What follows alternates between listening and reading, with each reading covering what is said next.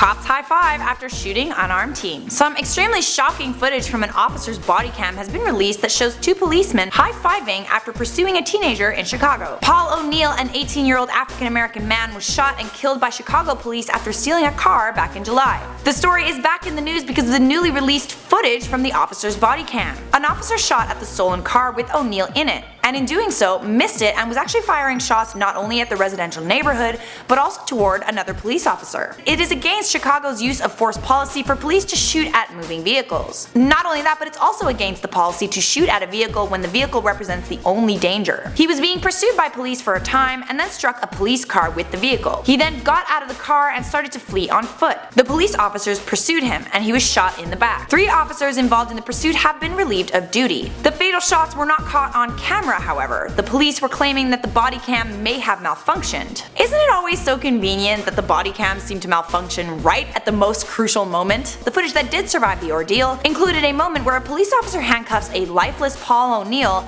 and says, "ass mother shooting at us." An officer also pushes his head into the ground, and from the footage it looks like an officer was also standing on top of O'Neill's body. Then a couple minutes after that's when the officers high-five. Though there was no evidence to suggest that Paul was armed, from the video it seems that the officers claimed they were shot at. On Friday, August 5th, Paul's family filed a wrongful death lawsuit against the Chicago Police Department. The fact is though, the police officers involved will probably not serve jail time. An average of only 4 out of every 1,000 cases ends up with law enforcement being brought to trial, and from that only 1 per year ends up being convicted, and usually a conviction has very weak consequences. Paul O'Neill's death has activists protesting in the streets of Chicago, angry about the killing not being caught on camera. Many are saying that the camera was intentionally turned off. Protesters were repeating the Black Lives Matter mantra, "hands up, don't shoot," as they taunted police officers, sometimes high-fiving them and other times spitting at them. Alright guys, that's all I have for you on this. If you guys want to check out that video, it is down below in the story link.